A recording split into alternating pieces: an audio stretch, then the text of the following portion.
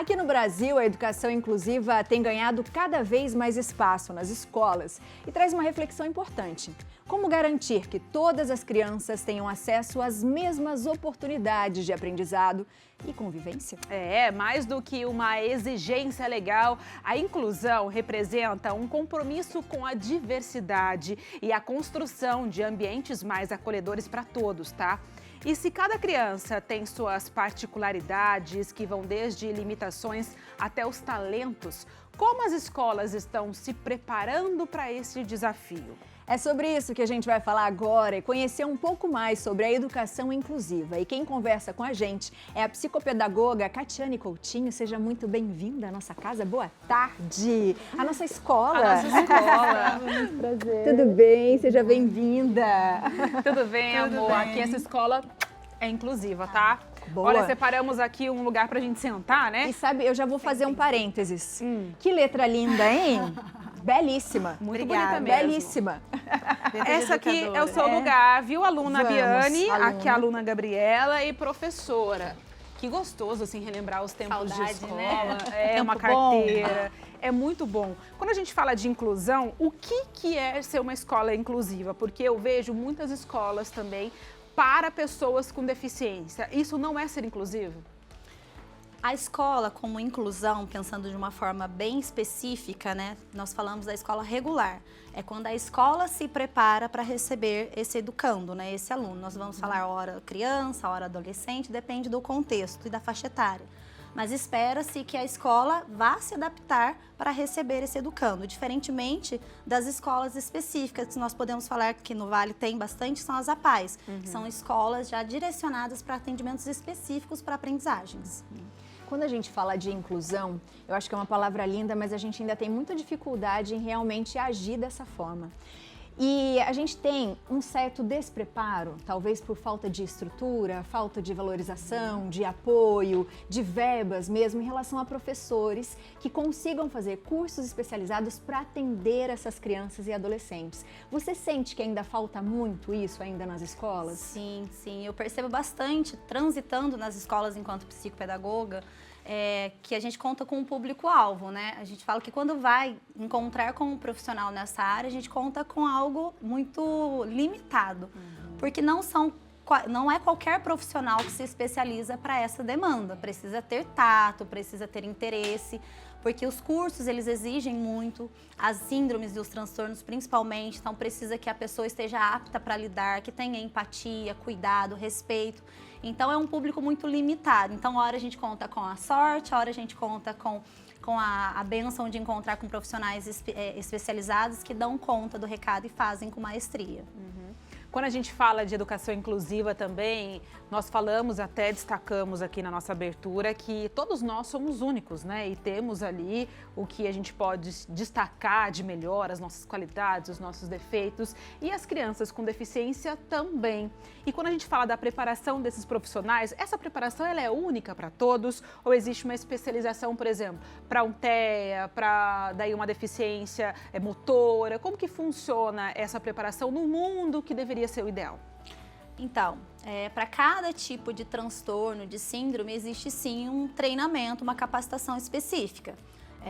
Quando o educador ele decide que ele vai trabalhar na área do autismo, por exemplo, ele vai se especializar em treinamentos específicos para esse transtorno e assim sucessivamente. Então, existem sim as habilitações que dão margem para que eles consigam trabalhar com N transtornos e síndromes e deficiências, mas existem também as que são específicas mesmo.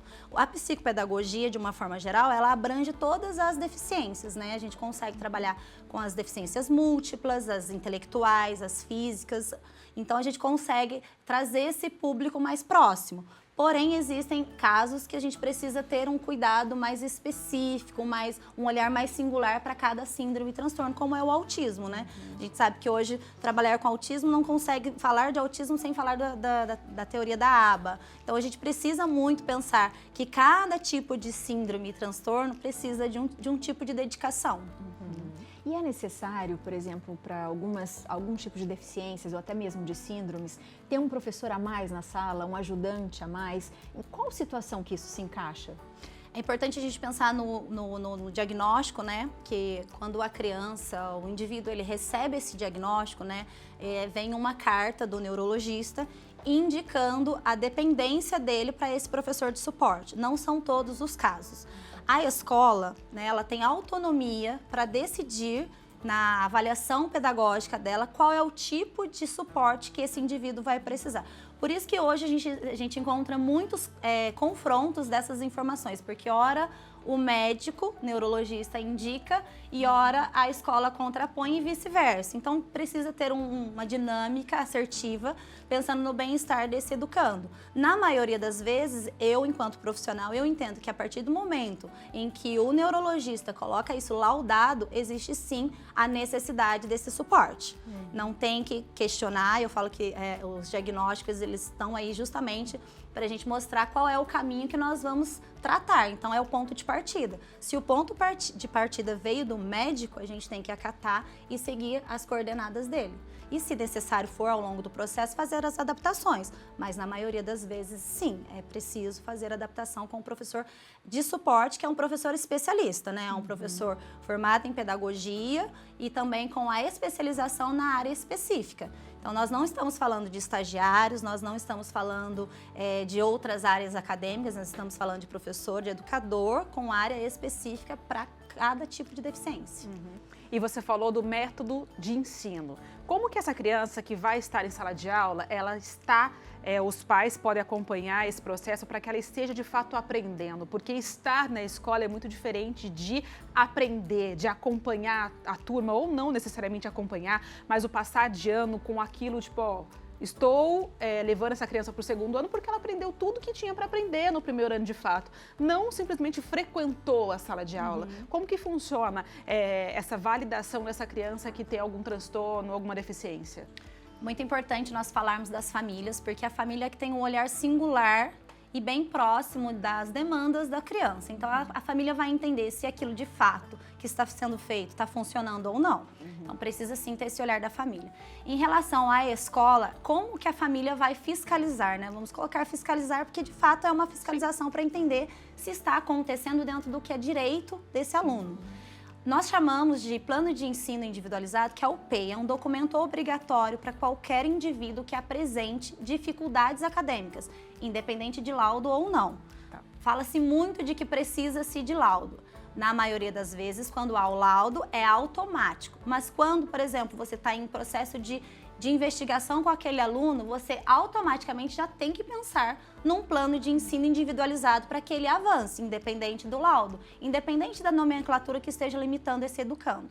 Pensando já num educando que já tenha um laudo, aí sim nós temos o plano de ensino individualizado, onde tem todas as competências, todos os objetivos e habilidades que nós queremos que esse educando avance. Então, como que a família vai monitorar? A cada bimestre, ela pode pedir uma cópia, pedindo para ver quais são as evoluções, quais são as dificuldades apresentadas, até mesmo para poder reportar ao médico e aos outros especialistas que estão cuidando do caso, fonoaudiólogos, psicólogos, e aí entender se aquilo de fato está funcionando, que em algum momento esse documento ele pode ser modificado. Ele não é um documento engessado, ele pode ser alterado a cada bimestre, por isso que é importantíssimo que a família esteja envolvida, para poder verificar se está funcionando, e se não está, junta-se toda a equipe e faz um novo plano para um novo bimestre. Então essa é a forma de entender se está funcionando ou não. Então seria um direito da família de ir até o colégio do seu filho, solicitar bimestralmente, às vezes tem colégio que coloca de forma espontânea, outros não, então precisa de uma solicitação mais burocrática, mas na maioria das vezes é só solicitar que esse documento ele pode ser conferido pela família a qualquer momento. Legal. A gente tem um depoimento, mas antes eu vi que você trouxe aqui, né? A gente tem as indicações. E quando a gente fala de inclusão, a gente está falando não só educação escola, mas a gente está falando de uma situação social. E dentro da escola existem outros alunos que têm, né, que se entrosar com todos eles ali. Qual que é a importância das identificações e como trabalhar com a sala de aula para receber aquele aluno? Então, os crachás, né, as identificações, elas servem para dar a orientação. pensando num contexto social ou até mesmo dentro de um contexto acadêmico, o profissional que vai lidar, não somente o professor, a gente está falando de um contexto social, onde a criança ela vai se deparar com inspetores, profissional da organização, de outras áreas, que ao verem esse crachá, eles já vão conseguir identificar se é um autismo, se existe uma deficiência oculta, e eles já conseguem se prepararem para poderem trabalhar da melhor forma possível, de forma respeitosa e assertiva. Então, seria como se fosse uma bandeira mostrando que ali, naquele caso, precisa de um olhar singular, que ele não é como todos os outros, mas que ele precisa desse cuidado e desse respeito para que funcione tudo corretamente.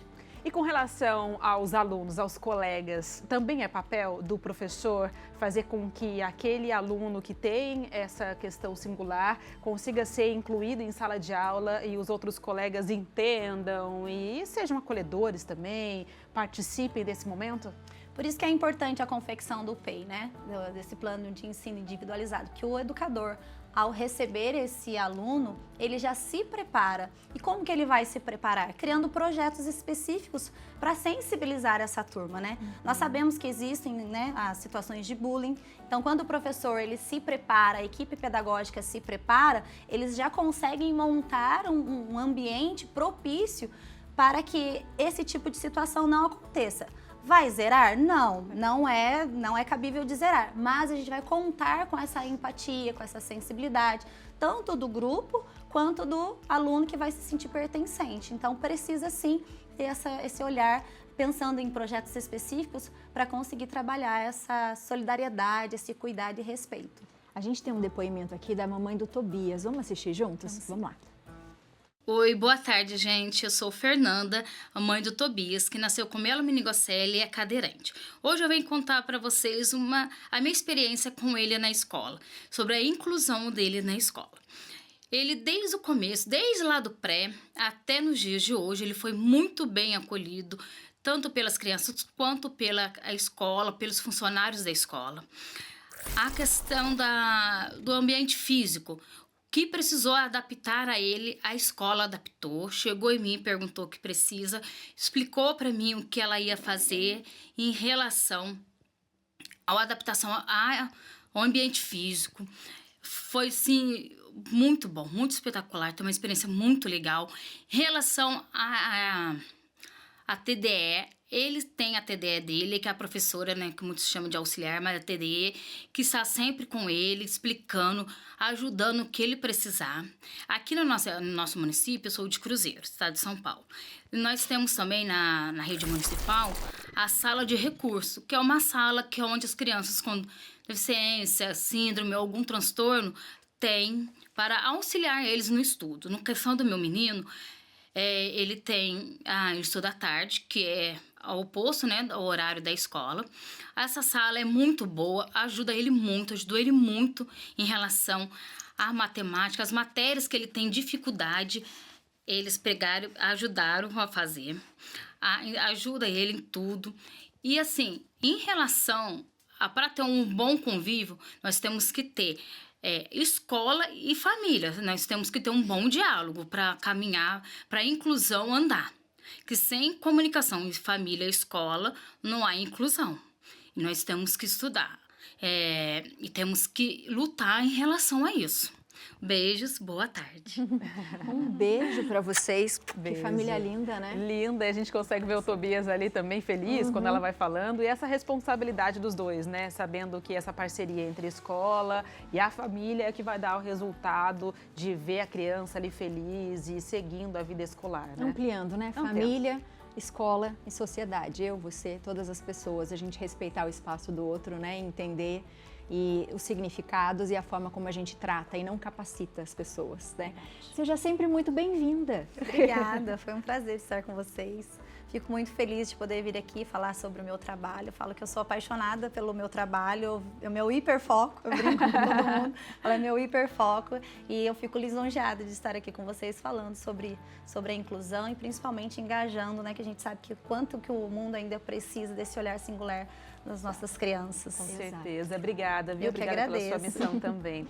Lembrando que os contatos dela estão aparecendo aí na sua tela, se você tiver dúvidas ou quiser compartilhar também sua história. pode ficar à vontade.